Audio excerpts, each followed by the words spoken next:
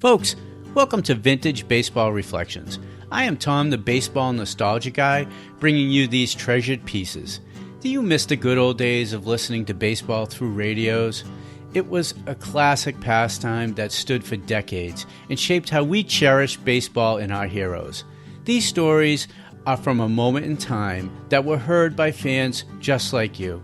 They are uncut, unfiltered, simply here for you to enjoy. So I just want you to enjoy this reflection on baseball history.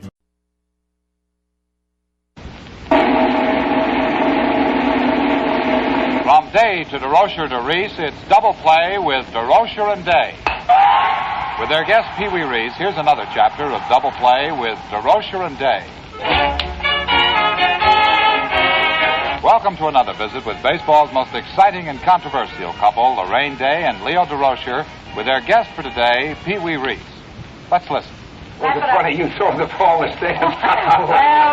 well, if it isn't like old times on the Brooklyn Dodgers with our guest, the famous shortstop of the Brooklyn Dodgers, Pee Wee Reese. And I'm sure all of you fans like Pee Wee just as much as we do, although Leo and I happen to be on the opposite side of the fence right now. Tell me, what were you fellas laughing at?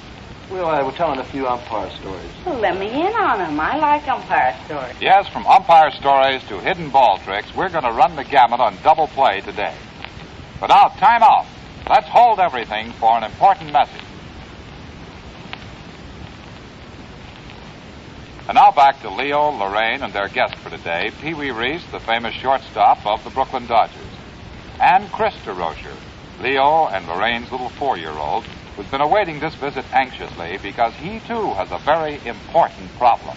You want to hear what we were talking about, really? Sure. Pee Wee, we may have to change a few of the words, but... Well, I think so. Well, you don't have to change them for me. Just say blinkety blank. All right. We They use a can few supply. different words when we talk to those umpires out there, Lorraine. Yes. Oh, well, you know, I never have any trouble with umpires, Pee Wee. I just go up there and doff my cap Well, I to tell them you, you're most a of the changed time. man. Oh, sure. But you used to I'm have changed. trouble when I was with you. You know, Pee Wee, Jimmy Dyke told me that this happened to him on the ball club, and I don't see how a fellow could think this fast, but it seemed as though Juice, his leadoff hitter, was at the plate, and he took a close pitch when the count was 3-2, and the umpire called him out. Strike 3, and he's out.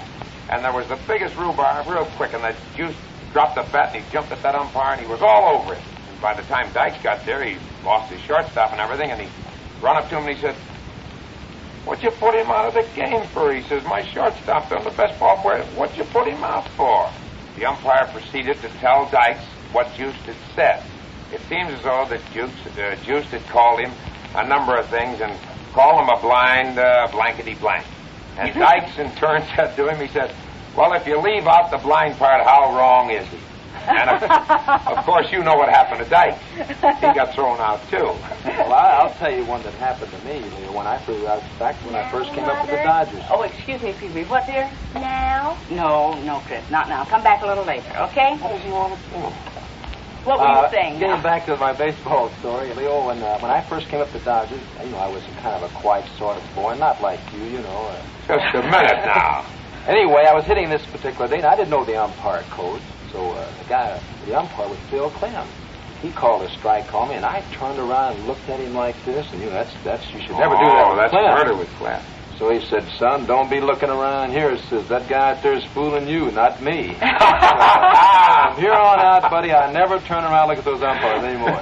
There's a lot of those Before you tell that story, can I ask Pee Wee if this is true? You had played the Yankees in spring training, and they had beaten you, I guess, about 4 straight.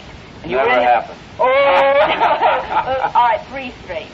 Well, anyway, the way this story goes, you were in this little southern town playing an exhibition game. Well, and the fans were giving you a terrific sighting, saying, "Yay, hey, what the Yankees do to you? What'd the Yankees do to you?" And that Larry said to Jake said, Larry says, "Why don't you turn around and yell, 'What did the Yankees do to you?' and then we'll all run." Yeah. Did that really happen? It certainly did, and they weren't hollering, "What did the Yankees do to us?" What were they They were hollering? hollering, "What did the Giants do to us?" Oh, well, we were lucky, Pee Wee. You certainly were. Oh, we were lucky. I mean, Well, we had talent. Come on. one swish of the bat, Pee Wee, and it was all over. Well, you we know had that. to make it close. We played a little too close. I guarantee you, some of my players told me, they said, "We had them," you know that old expression, Pee Wee? We had 'em all the We way. had them all the way. I said, "I wish you'd have let me know because it got awful tight. We couldn't have gone much further." But there's a Clem story, and this happened to me when I was playing. I was with the St. Louis Cardinals, and Bill Clem was umpiring behind the plate. And there was a saying that if you ever hollered at Bill Clem and said, "Hey, catfish," and he heard you, and you were a player, right now you were out of the game. It was just something that you couldn't call Mr. Clem. This day there was some fan off behind home plate, and he kept hollering at Clem, "Hey, catfish, catfish," and Clem couldn't spot him. So I was at the plate, going to take my turn at bat, and Clem brushed off the plate, and he said to me, "Will you point that fellow out to me? See if you can spot that gentleman that is calling me that name."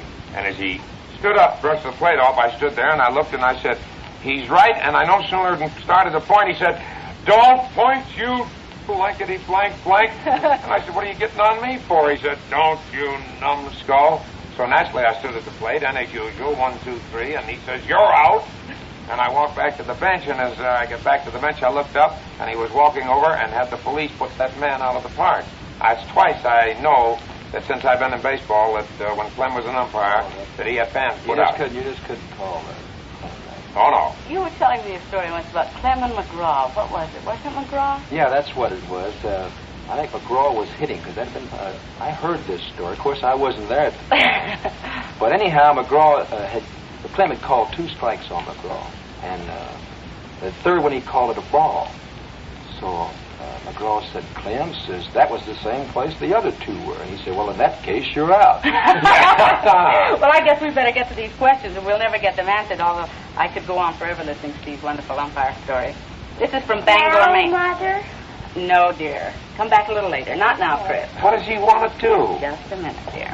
This one says, "Dear Laraine, here's something I've always wondered.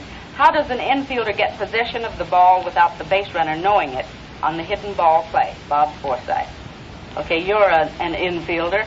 But I'm not too much of a trick artist with the ball, but I have done it. I've worked it one time since I've been in the major leagues. And I suppose it's against the Giants? No, it wasn't. I wish it were. Oh, fine thing. The way I did it, I took the ball in and just act like I put the ball in the pitcher's glove. Well, I didn't. I just stood there and talked to the ball, and I slipped it in the back of my glove, in between my palm and my glove. And I walked back to my position and walked over to talk to the guy on second base until he started to talk to me. All of a sudden, I had the ball, and I said, "Buddy, you're out." And the umpire called. Sometimes the umpire, you have to call the umpire's attention to it, because they even fool Yes, the umpires don't know you have the ball, and if they don't see it, naturally, they're not going to call him out. I just don't remember, Pee Wee, who did it to us. I know Connie who did Ryan. it. Connie Ryan did it, but who was the player? Who did you pick off? Lockman. Was it Lockman? Yeah, and I know I was coaching, too, and they really gave it to me, and I didn't know Ryan had the ball. A coach should watch it, because if the pitcher gets anywhere near the rubber, that's a balk. He can't get up on that mound. He can't get in anywhere in the vicinity of the rubber. A lot of times around the mound, the pitcher will go and get the rosin bag. Rosin bag, and it's shaped a little bit like a ball. You know, he can put the rosin bag in his glove, and you can fool the runner sometime like that. But it's usually probably the coach's fault. Sure, it's the coach's fault. He should have found the ball. Sure. I can remember a game where the fans told you, and you were coaching at third, and they kept yelling, "The ball, the ball, the ball." I don't know which club it was. Well, I've had it happen. There. I've had it happen where the fans have hollered. You called time and Sure. asked to see where the ball was. There's a lot of times you don't know where the ball is. You'll be thinking of something else. Your mind's a million miles away. You're thinking of well, I got to get this run. I'm going to butter. I'm going to hit and run. The first thing you're going to look up, and your man's out. And I would say it's quite embarrassing if you are the manager and you are coaching. And the player. Well, let's say it's embarrassing all the way around. Yes, it is. Well, let's go on to our second question from Topeka, Kansas. Joe Rizdet, I think. Would you ask some players if the athlete must maintain a strict conditioning schedule the year round, or is it just during the playing season? When I first came up with the Dodgers, Leo knows that I weighed about 150 pounds, and I thought I would never get over 160. But now then, I weigh about 175, 180 strips, and I have to watch my weight, so I do. I ride a bicycle a lot in the wintertime, and I work out with a basketball team, and I live right across from the park, and I go over there and I have a bird dog, and I work out with that quite a bit. So I do think that you have to watch your diet, you have to watch what you eat in the wintertime, and you have to keep your legs in shape, because you build your legs up in the summertime, and you just completely let them go in the wintertime, then you have to build them back up again. I think it takes something out of them. You do play a lot of golf, too, don't you, Pee Wee, in the winter? By the way. Yeah, he plays a lot of golf, and a real good golfer, by the way. What are you, a 2, Pee Wee, or a 3? No, I'm about a 5. Oh, about a 5. Well, that's one of those 5s, a Louisville 5. He's a 5. Yes, he's really a 2 or a 3. That's his correct handicap, but in Louisville, of course, they give him 5, and that makes it easy. Well, speaking of golf, how about letting our sponsor tee up right now? And now back to double play. Well, back to baseball. I have a couple of letters here. I don't know if we're going to have time to answer both of them, so keep your answers short, huh, fellas? Go ahead. All right, the first one says, Dear Double Play, why is it that a manager, in order to be successful, apparently has to be unpopular with his players? Of course, there are exceptions, but I'm thinking of McGraw, Southworth, Vitt, McCarthy, and men like that. I don't think any manager can satisfy 25 ball players. Well, you can't satisfy, it's awfully hard for one person working in an office of 10 to satisfy everyone. I mean, the guy who thinks that he should be pitching, and why aren't I pitching? Why he must not like me, and I'm a better player than this guy playing. I think it happened on every club. Leo, It certainly does, Pee Wee. There's no way that a manager can satisfy everyone, and you have to change your mode of living, your tactics, and everything else the minute you become a manager. You have to stop being real buddy-buddy with your players. You can be close to them and be very popular with them, I believe, but you just can't be as close to them as you were when you did play with them. You do the best you can, and you have to rub certain ones and kick certain ones to get the full amount out of everybody. What about this? I'm only 5 feet 6 inches and weigh 145 pounds, but want to play professional baseball. Please let me know if I have a chance, or is my size against me? When Pee Wee first joined the Brooklyn Ball Club, the first year that I was over there, he looked like he belonged in one of the high schools. He looked like a little bitty boy. Probably played like it. No, all I know is this, that I took one look at him and I said, that's all. I hit him a few ground balls and I knew that my glove was about to be hung up and left there.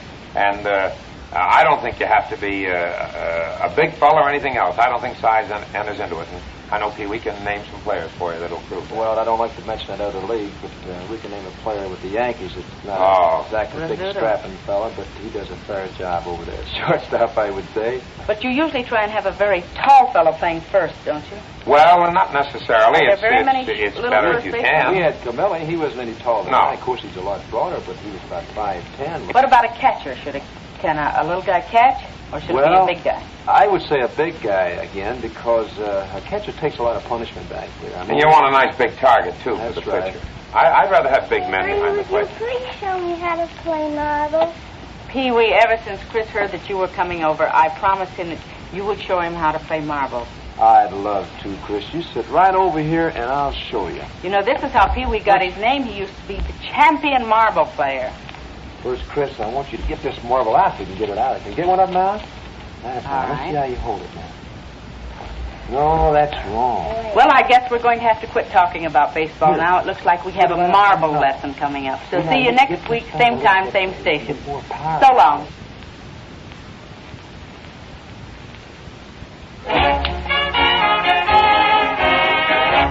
You've been listening to another chapter of Double Play with baseball's most exciting couple, Laraine Day and Leo Durocher. Today, Laraine and Leo had as their guest Pee Wee Reese. Join us when again it's time for Double Play with Leo Durocher and Laraine Day, plus another big-time guest star. Double Play is produced by Marty Martin, directed by Ted Nealon, and is a Mar-Ted production.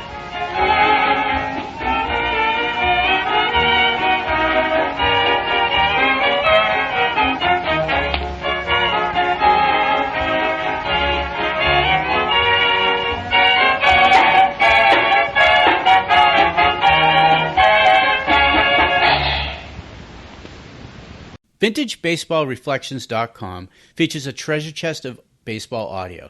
The wonderful thing is the audio isn't a guy like me or a few talking heads reflecting on players, seasons, or teams. It is the actual players from that era, announcers from that era, giving you an uncut, unfiltered, unrecent day stance on what it was like then. These are real-time clips from that era. Now, we encourage you to check out our entire back catalog of baseball audio. And if you like old-time games, and folks, you are not alone. Join the membership section. to enjoy interacting with fans, scoring games with folks just like you, and listening to hundreds of radio broadcasts that were baseball classics. As a special offer to you, type in "This Day in Baseball" for a discount just for you. And if you enjoyed the show, hit the plus sign to subscribe, follow us on the socials, and above all, share us with your friends who love baseball history just like you.